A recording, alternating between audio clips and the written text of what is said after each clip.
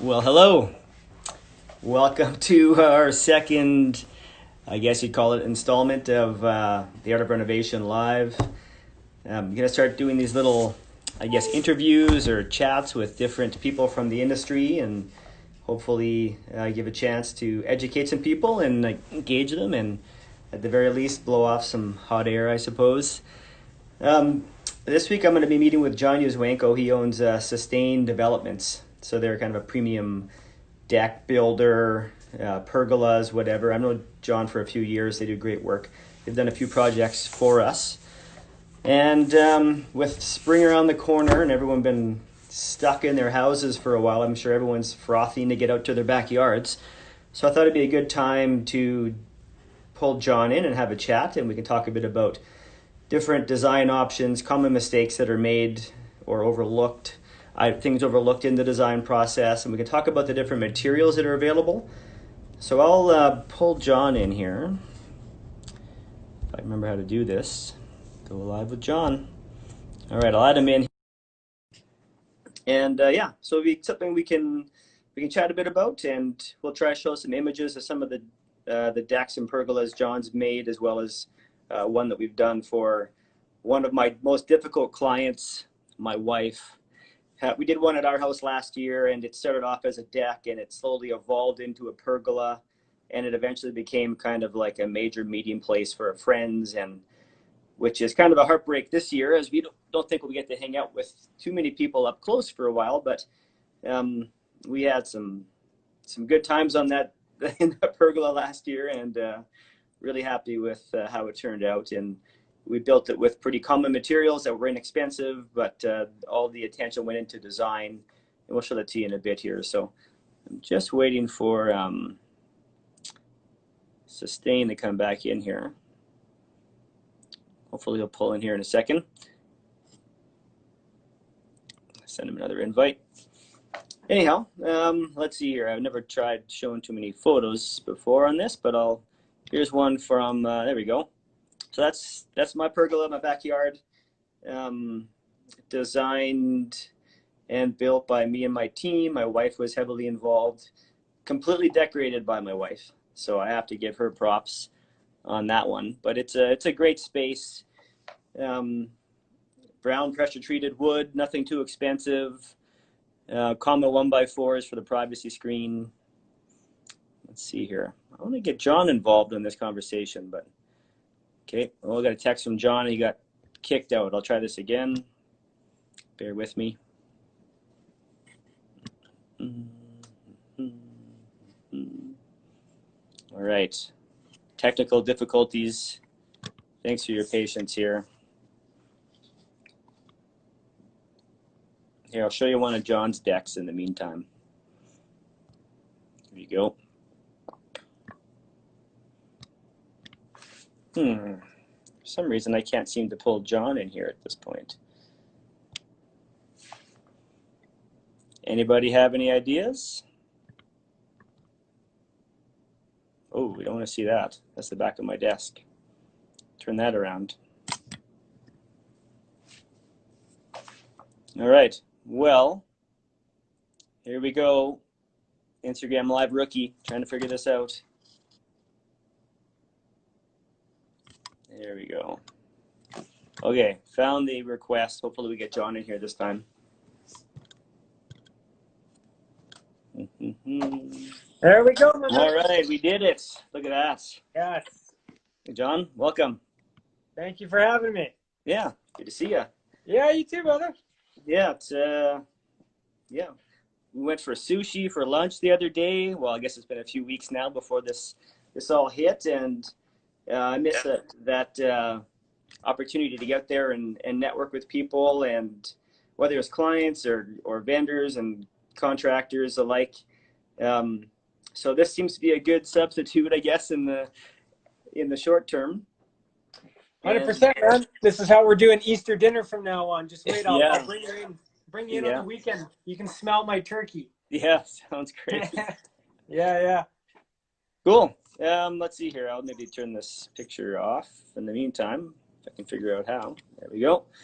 Cool. So I guess, yeah, so tell us a bit about yourself, Jon, I guess, and I'll give you the open mic. Have at her. All right. Thanks for joining us, everybody. My name is Jon with Sustained Developments. We build beautiful backyard spaces. So our kind of ideal client is renovation space. Obviously, we'll do new home, but our bread and butter is an existing space that a client wants to really get creative with. They want to get involved. They want to make it their dream backyard. Whether that's a simple project or a complex one doesn't matter. But I like renovation spaces because they give you a lot more options. And traditionally, we find the clients are a lot more involved. When it's a new home, you're more limited on what you can do because of either architectural guidelines or just restrictions in the backyard, or what your house is accommodating because of what the ledger is that your builder built. And sometimes that's a little 10 by 10, which barely holds a barbecue. So we like the bigger spaces that we can kind of get creative with, and all kinds of material. My favorite material is actually cedar. It's not composite, but composite is definitely, the consumer's favorite choice. We do about 85 to 90% of our projects are composite nowadays. Oh, yeah. Yeah, it's funny. I want to touch quickly on something about renovations versus new construction. So we recently started building custom homes, and it was a very different process than a renovation.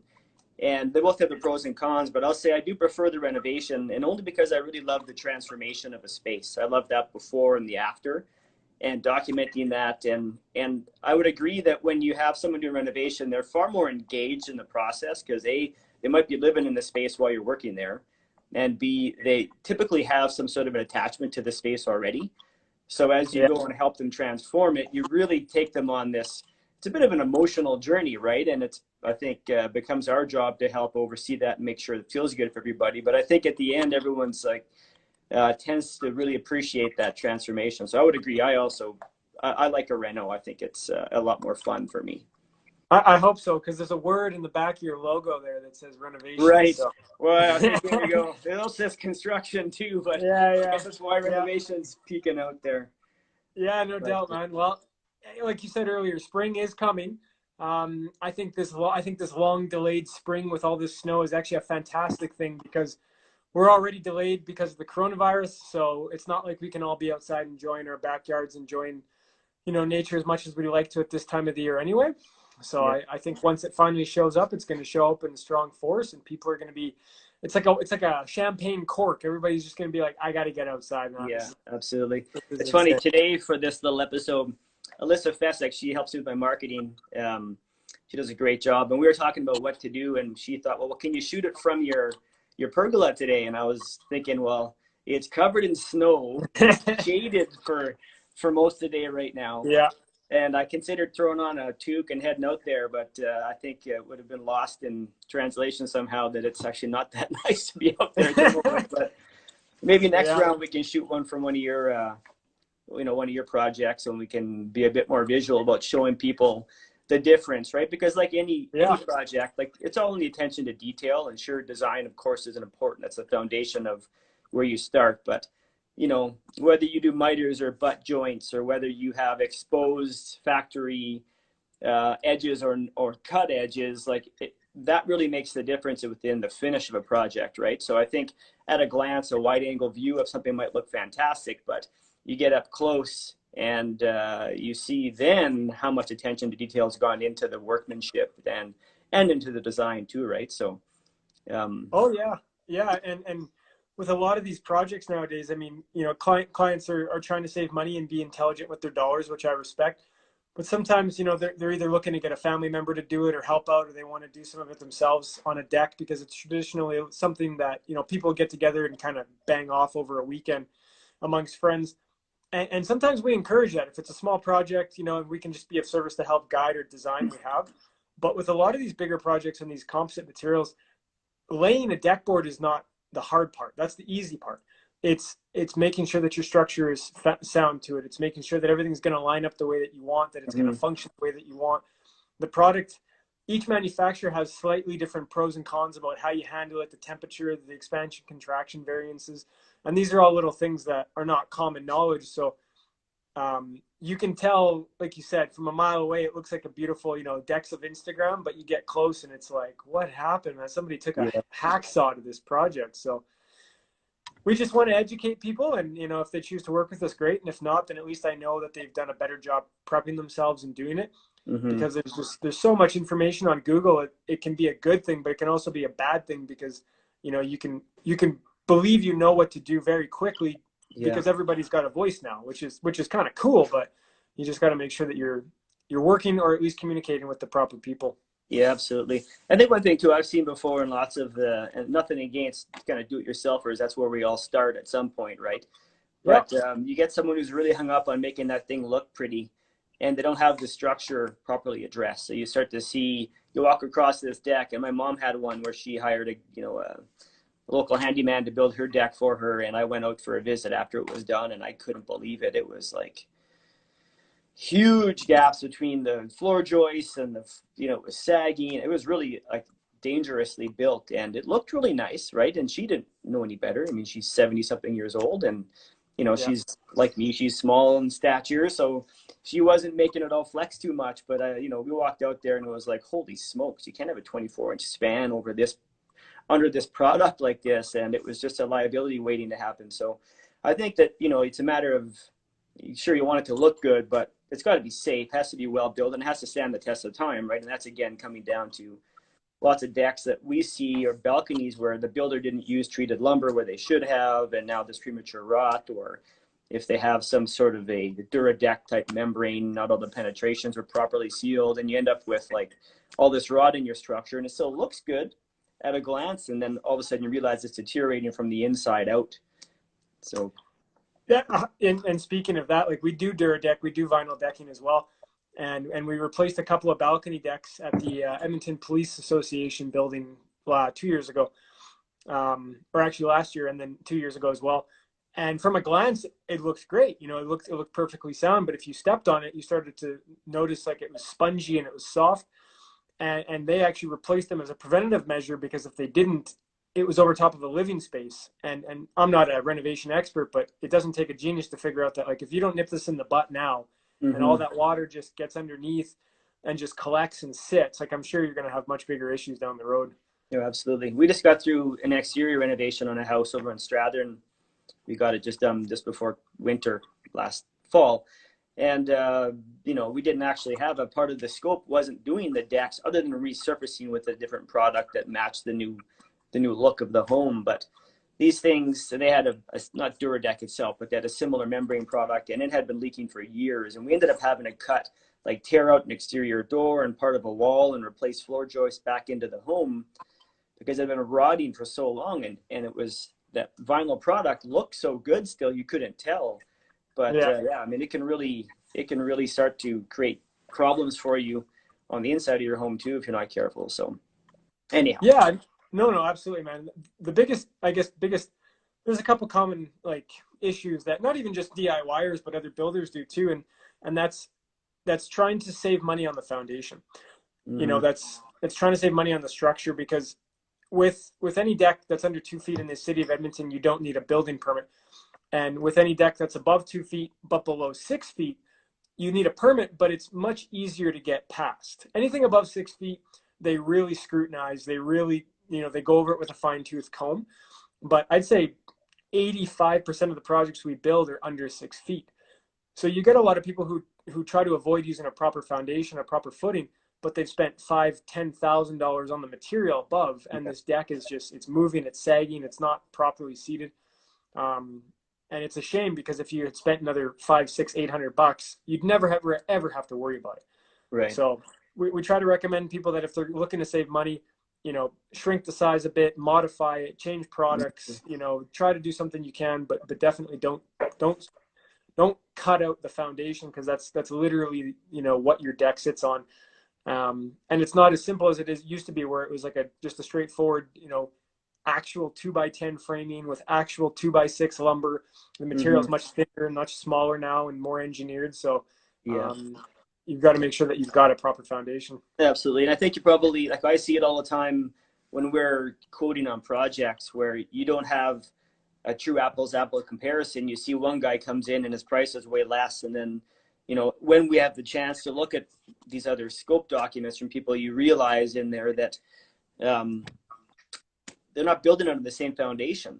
Sure, it looks like the finished product is the same, but you end up going, holy smokes, like they're cutting some major corners on the foundation level or within the structure. And that's something that I think the average person might not realize when they're going through that process of selecting their contractor and looking at the design, because they're all hung up on how beautiful is it going to be, right? So I think it's important Yeah. that, you know, when people plan their projects, it's like, have a good enough understanding so you can decipher what's being communicated in the scope document from your builder or your contractor, whoever that might be. And if you really don't know enough, like, I mean, I'm happy to talk with people. If they may not hire me, that's fine. We're not the cheapest, but I'm happy to help educate them so they at least have the opportunity to make a sound decision, right? Because too many times, you know, like, there's lots of good contractors out there, absolutely, but there's also a couple stinkers out there who are kind of, you know, they're making it harder for the rest of us because they're not being transparent and they're kind of cutting corners without the client knowing. So that's kind of why I appreciate guys like you too. You come out and, you know, you walk through when you worked with my clients for us or with us, you know, you explain all those basic steps so they get what they're paying for, right? Or what they're not paying for, right? So anyhow. Yeah, no, it's so true, man. I would much rather a client not hire us but be well informed, because I feel for the client, right? They're not supposed to know these things. They're not supposed to be an expert on every trade. That's the tradesman's jobs to educate them. And I wish that more tradesmen would just be forthcoming and be honest and transparent with everything, because I think it creates a bit of a rift between clients and contractors, and Right. because you don't know if you're comparing apples to apples. And I mean, me as a consumer, if I had two quotes and I liked both guys very, very much, and one guy was $800 cheaper than the other, and I couldn't tell the two apart, I'd probably hire him too, because why not? But it's disappointing, but it's also encouraging, because over the last probably 3 to 4 years, I always get excited when clients start asking a lot more questions or technical questions or references, because it's like, yes, this is why we do the work we do. This is why we spend so much friggin' money on marketing and publicity and making sure that the company is, properly taken care of, because I want people to ask, like, hey, do you have a project I can go see? Or do you have a client I can, call? Yeah, I've got a dozen. Please call them. Like, we're not perfect. We make boatloads of mistakes, but we're going to fix our mistakes. That's Right. Absolutely. 100%. It doesn't bother me. It's, the only thing I like to do is try to make less mistakes every year. I've touched the stove enough times that I've got a scar in my hand. I don't need to touch the stove anymore. Yeah. But constantly learning and trying to figure out a better way to do it, for sure. For sure. I mean, that's part of it, right? And also, like, building practices are always evolving. There's new products out there, and they don't all require the same installation practices, right? So we're always learning, and I'm always, I guess, a little gun shy about some of the newer technology that comes out when it comes to products that are available. I want to see that they're tried and true, because when we select them or recommend them or opt to install them on our projects, I have to warranty them. Yeah. And there's been a couple flashes in the pan that have come out over the years that, that gratefully I never got behind, and saved us a big headache, right? Because in the end, I mean, they hire us as a general contractor. They're counting on us to do our due diligence in regards to our sub trades, our products, our materials, and to quarterback the whole project, right? So in the end, it all comes back on us. So the same will be for you when somebody hires you direct to go and do a job. You'd hate to find out that knockoff Chinese hardware you got in for a really inexpensive amount turns out it doesn't hold up in our whatever climate or cold or whatever it might be. But anyhow, Yeah. I guess more specific to decks and pergolas and whatnot. So there's that kind of age-old question about whether you stick with pressure-treated lumber, and now they have, you have your PWF green, you have pressure-treated brown. You can get into your cedar, which is a beautiful wood. I love cedar, but not everybody's prepared to pay for it. And then you have all these different composite products. I know that you mentioned cedar is your favorite. Can you tell me a bit about why it is, and and why it is so expensive, and how to maintain it? Yeah, great question. So the first thing is, if you're building what I would call like a standard pergola or a standard deck, something you've probably seen either in your neighborhood or family or friends, the cost difference between cedar and pressure treated isn't as much as it used to be. It's probably only 15-20%.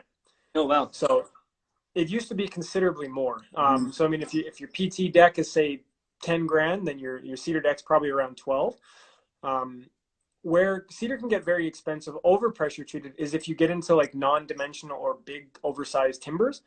So if you want like a real beefy pergola, we do a lot of big custom pergolas. And if you want a big timbered pergola, yeah, I mean, like for example, if you get a pressure treated post, a 6x6 post, it's about 455, yeah, about $4 a foot. And cedar's about 12.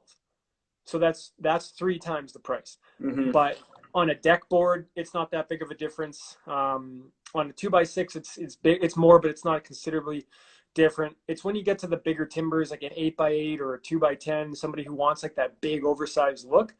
And if that's the case and they want to maintain the look, but they don't want to pay, a lot of times what we'll do is we'll go to fir, or we can even do sometimes a reclaimed cedar. We've got a couple guys that we work with who they mill lumber, or they've got off sizes or off cuts from a truck they couldn't sell. So there's ways to get around it the odd time. Cedar is my favorite for a couple reasons. One, it's got so many different variegations. The color can go from like golden blonde to like deep red in the same piece of wood. Mm-hmm. It's got beautiful striations, especially if you seal it or stain it with like a clear cedar stain. It really brings out the natural kind of oranges and reds and the hues. And the smell is absolutely second to none. Yeah, that's always my favorite for sure. Yeah. The smell is phenomenal.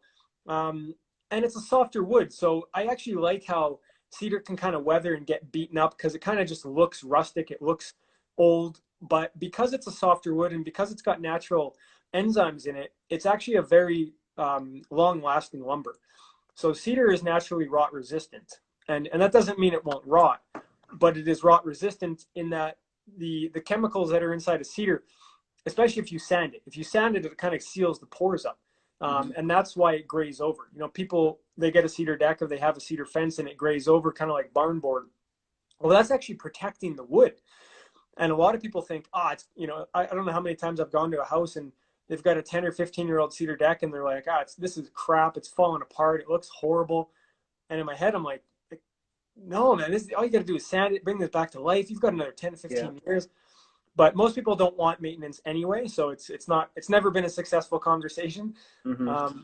But yeah, maintaining cedar, the best thing to do is if you're going to stain it from the onset, and seal it immediately. And then depending on the sun exposure, depending on what the project is, every probably 2 to 3 years, you may have to reapply.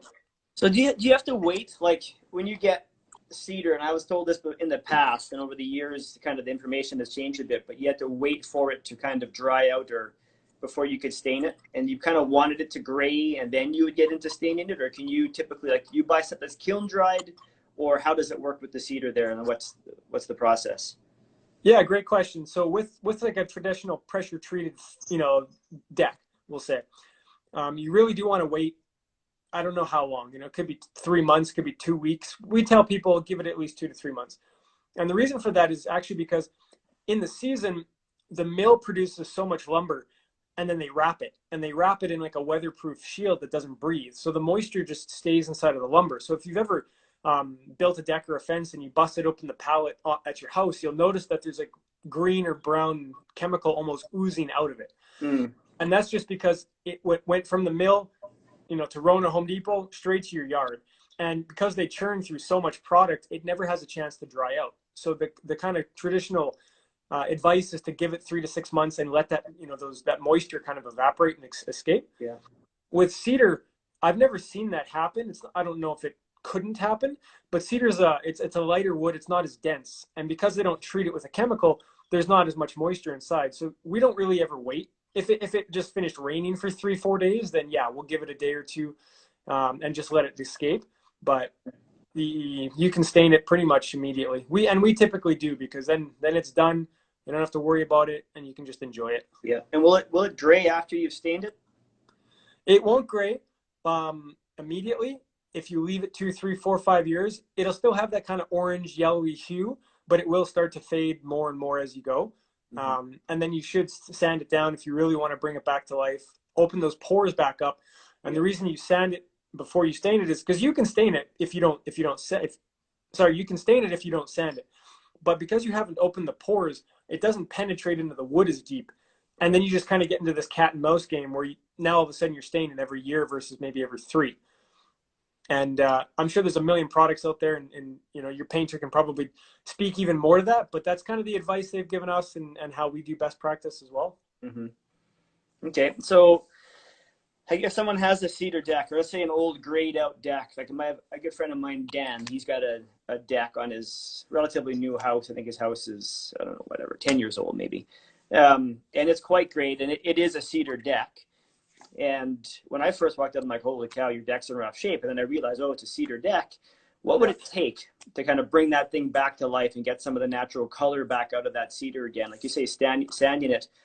Do you guys offer that service? And what should someone be prepared to invest in their space to do that versus like resurfacing it?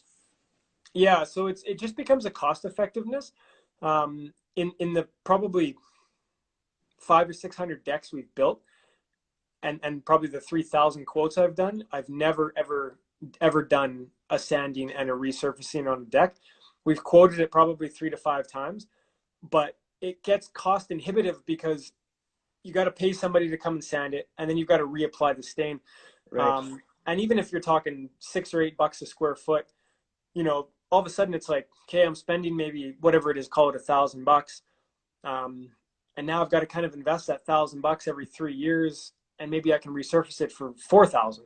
Yeah. So most people just take a look at it and the cost analysis, and they never do it. But I mean, if you're ambitious and you just want to do it yourself, it's not very expensive to do it yourself. I recommend renting a power sander or an orbital hand sander as well, just to get in some of the smaller spaces from like a Home Depot.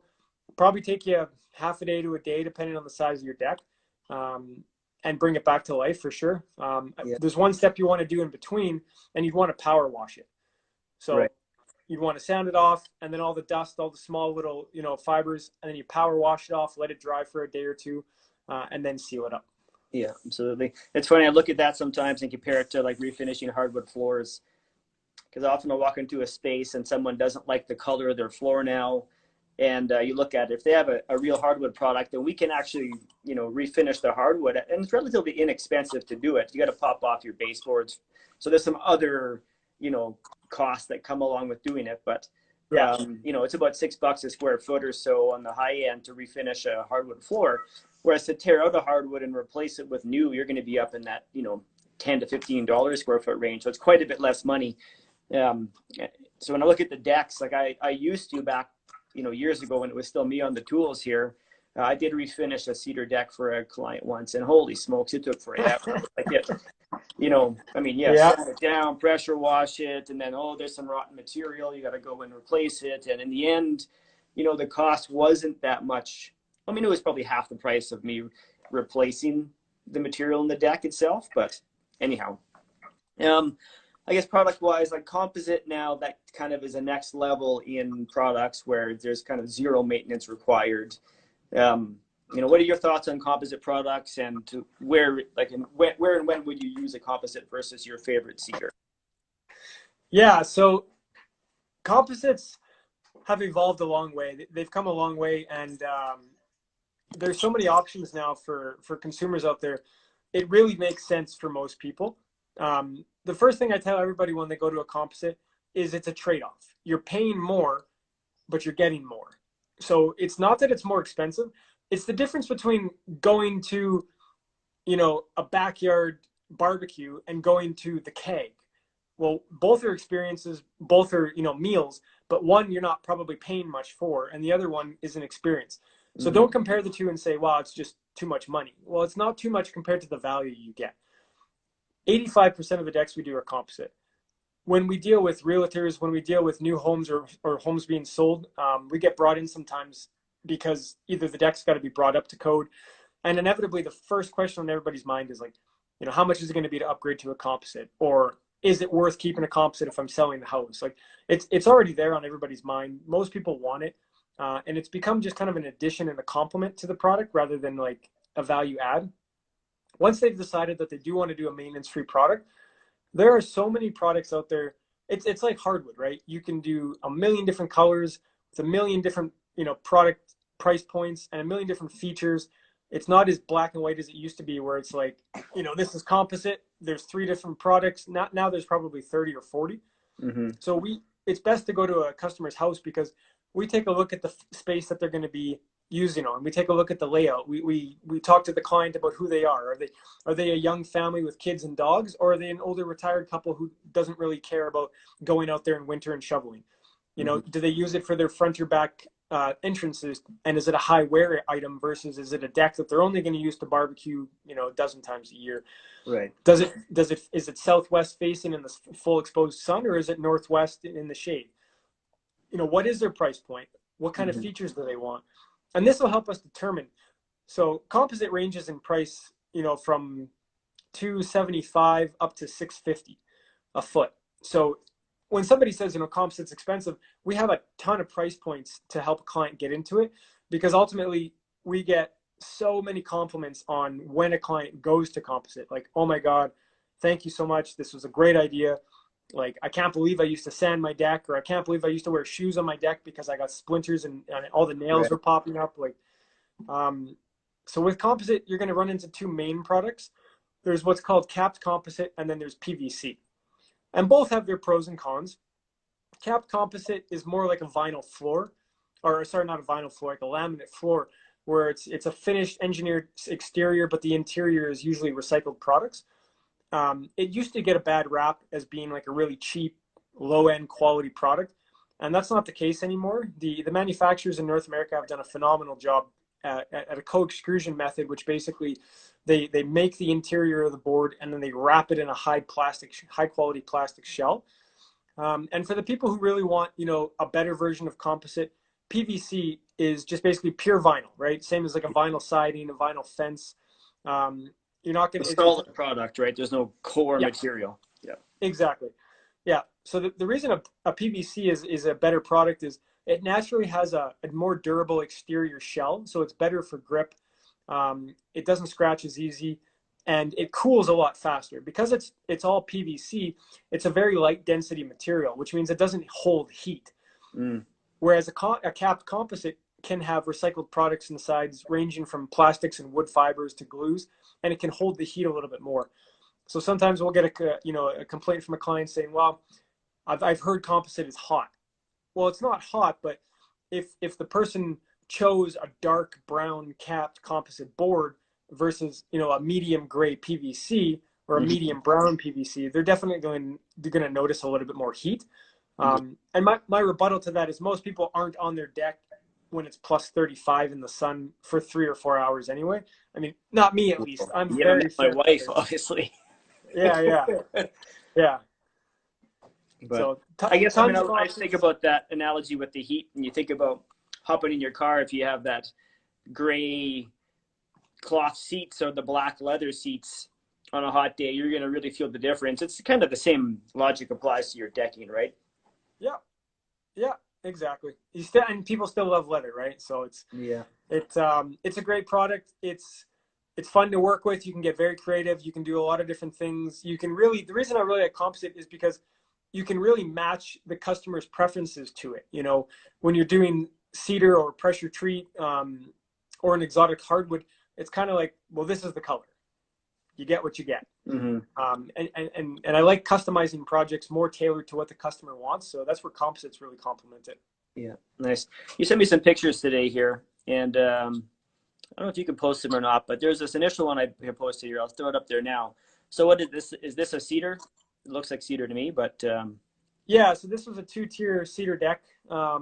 Client wanted something clean, open, very flowing from her house down to her backyard. They've got a phase 2 landscape project, which is taking place this year, with a bit of a patio and a different area down, and some furniture that wasn't installed. So we did a cedar deck with a cedar pergola, and mm-hmm. some of the details are lost on the kind of the big photo. But it's all angled decking. So we did a 45-degree angle with a picture frame. Yeah, I see that. And we did some black metal spindled railing to kind of complement the cedar, because that black on cedar is just such a nice finish. Yeah, it's a timeless combo for sure. Yeah. And then I'll show this other picture here you posted. So that looks like a composite deck on a little cedar posts again, and matching fascia. Yeah, this is one of my favorite projects we've done. More so because I don't have to build them anymore, so I don't have to deal with all the Right. difficult work. I just get to sell the product and the project and tell the customer that we'll take care of it. It's not a big deal. But this one, the roof is existing, um, and we had to take out the old deck and replace the beams and the supports while keeping the roof supported and intact. So it was a bit of a workaround, not to damage anything, but also to make sure we could get our new pilings in and make sure everything was structurally sound.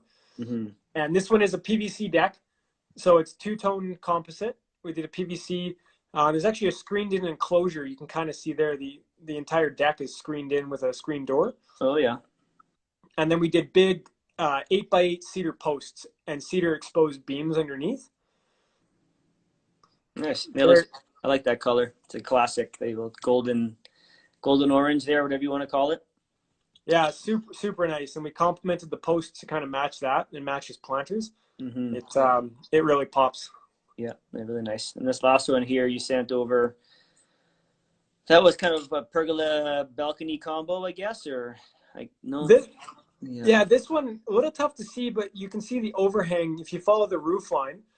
The customer had an existing covered second story deck, and it was only about 6 foot by 6 foot.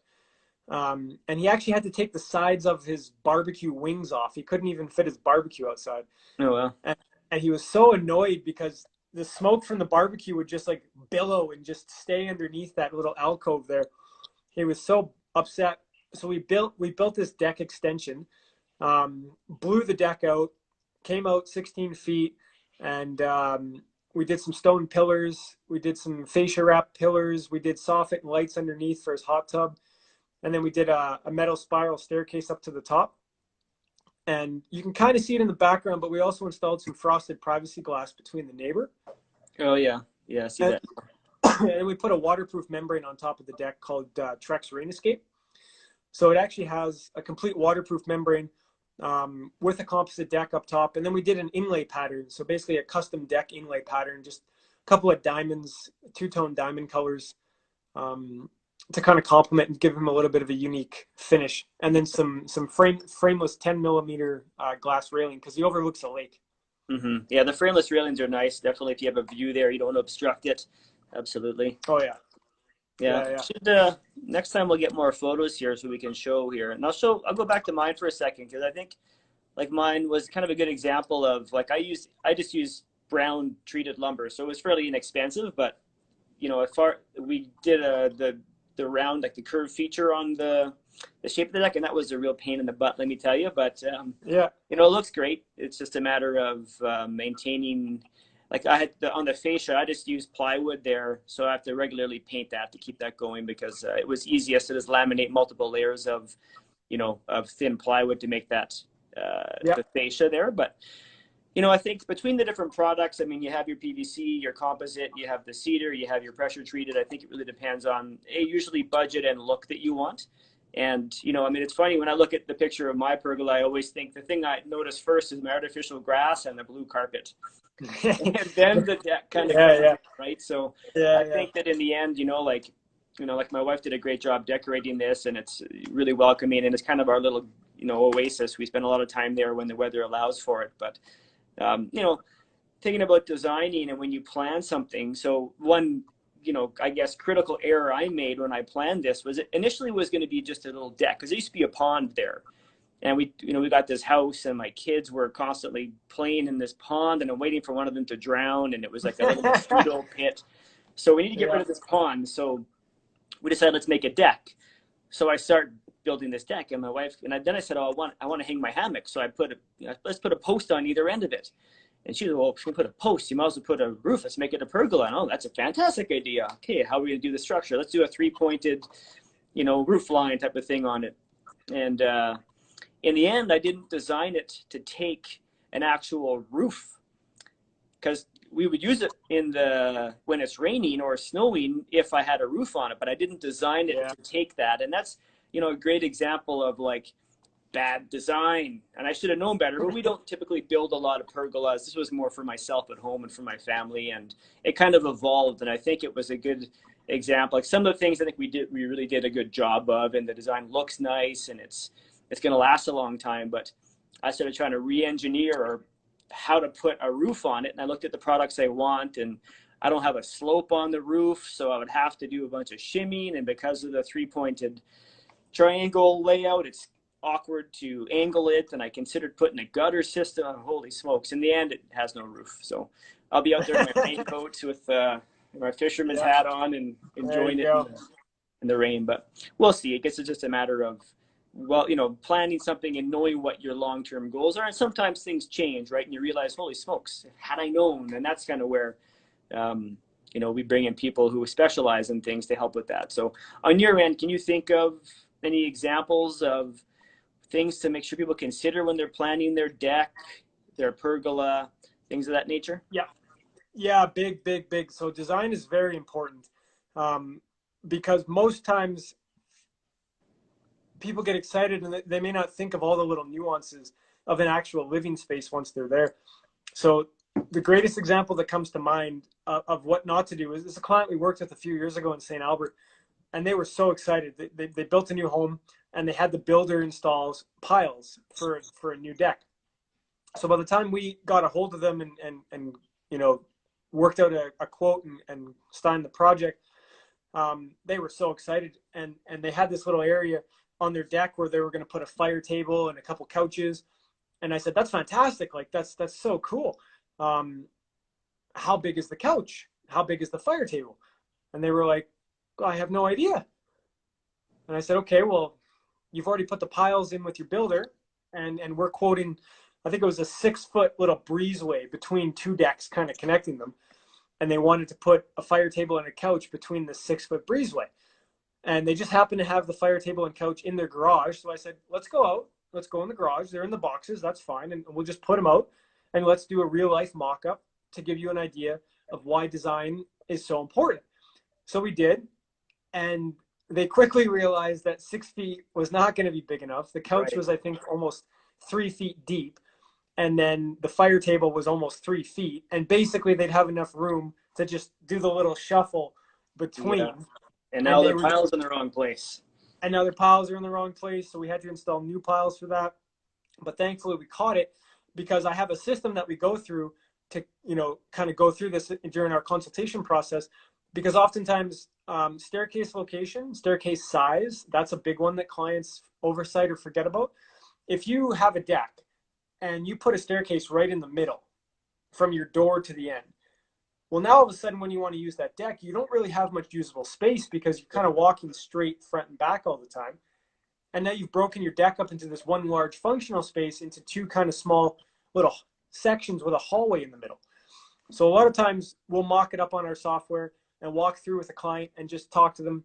Do you have a patio? Do you plan on having a patio? Is this your only space? Do you have a need for another area? What kind of space are you looking for? Is this just a barbecue? Do you want to entertain? How big is your family? Do you have family gatherings? And these are all important things to kind of figure out. If they've already bought furniture, what's the size of the furniture? If they haven't, then we'll use a budget and say, this is the size of the furniture we're using for your mock-up.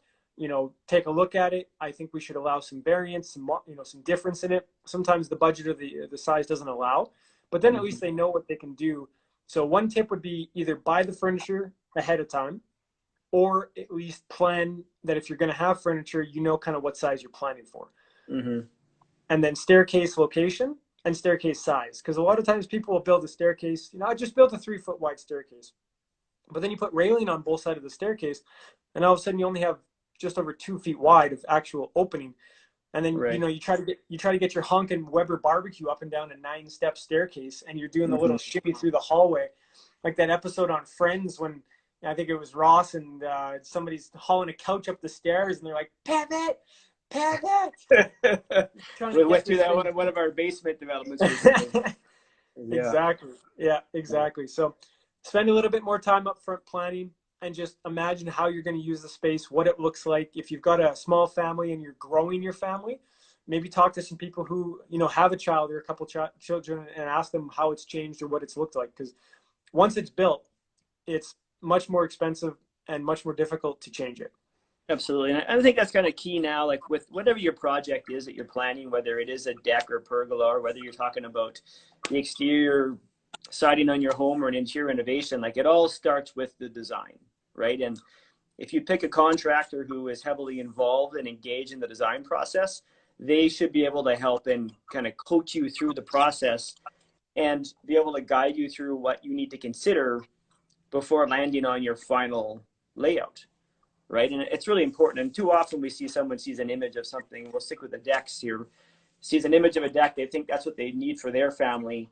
And in the end, you look at it and go, well, wait a second, like this is, the grading of your yard won't accommodate this layout. You either need now, it's either going to be 6 feet off the ground at the end of it, or you need to make a tiered deck, and now you'll need railings or not. So there's lots of things people go, oh, I like the look of this. Can you build that for me? Well, not on your lot, we can't. But here's what we can do. So there's that kind of, logistically, what can you actually build there? And then also is functionally what works for your family, right? And that's something that, like, I have a composite deck up on my balcony is composite, and holy smokes, it's slippery. Like 2 years ago, I ate it in the winter, went to tumble down the stairs, got a huge hipper out of the deal, and I've cursed that composite decking ever since. And I walk out there now and it's just like, oh my goodness, so I want to swap it out. And that's just on my end because it gets slippery, right? But I think you need to consider how your family's going to use it. Like, I have a large dog who I'm lazy about trimming his nails. So that's like really tough for him to use those stairs too. And it's like a 9-stair straight shot, and they're steep. And, it's all that kind of stuff to consider when you're designing your space and living within the limitations of your home and your property, and then having someone guide you through what functionally will actually work, right? And it's beauty is always something we want to try and make sure that we achieve that end result. But man, if it's beautiful but doesn't function well, that's going to just irritate you to no end. So. Oh yeah. Yeah. Yeah.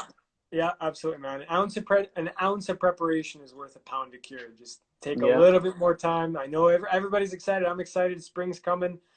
Just go through a little bit more. Put stakes out in your backyard with tape. Flag it off. See the space if you have to. We send a 2D, 3D visual image of what the deck is going to look like with all our clients, scaled appropriately. So we can scale in hot tubs. We can scale in barbecues, and patio furniture.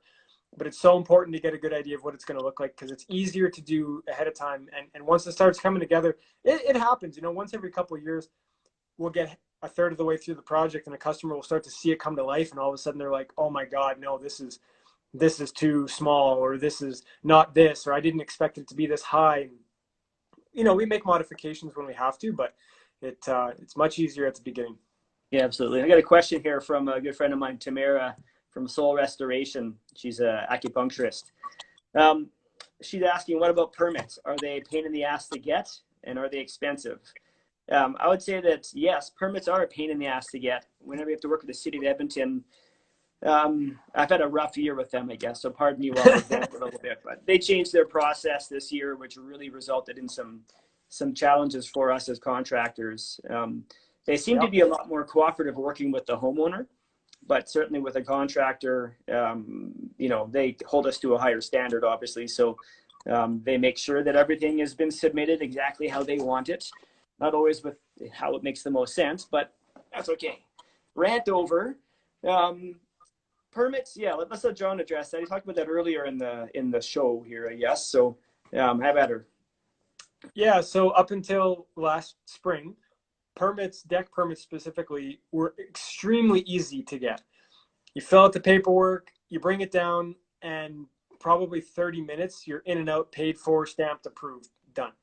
And if there was any issues, the officer would sit down with you and say, hey, we got to make a modification here or here, and we could usually resolve it, and away we go. We leave with the permit. And we'd go 5, 6, 7, bring 5, 6, 7 of them at a time. Since they changed it last spring, now you go there, you submit the paperwork, and they say, thank you. And then it's like, okay, I want to see somebody. And they're like, no, somebody will be in contact with you. Now we submit everything online. And it's more difficult. It's more time consuming. It's more tedious. I understand why they might be trying to move the system. But it definitely has gotten a lot more complicated over the last 12 months. Mm-hmm. And they limit it to 2 now. So the reason I discovered they limited to 2 is because we had a 24-unit condo deck replacement last spring, and I go down with 24 permits, and I'm like, all right, I'm going to get all 24 done in one shot. And this poor City of Edmonton employee was like, no, you're going to have to come back 12 times. Yeah. And Well, I that's very efficient. politely said, like, I'm not coming back again. So let's just figure this out right now, because there's no way I'm coming back 12 times to do a Right. permit application for 12 exactly the same, permits. The paperwork is getting more stringent. They're getting more sticky on the requirements. They've started to figure out, what suppliers or wholesalers for railing and screw piles are basically your big engineering requirements when it comes to decks. Deck construction guidelines are pretty straightforward. They haven't really changed, but screw pile or concrete pile requirements, and then the railing manufacturer, when the deck gets high enough up off the ground, they have really started to come down, which is good to see. But it also makes it more difficult. Variances, if you're trying to build an oversized deck, or if you're too close to a side property line or rear property line. I was just on the phone this morning with the city about a project. So yeah, and cost wise, a simple uncovered deck permit cost, I think, is $235 plus tax.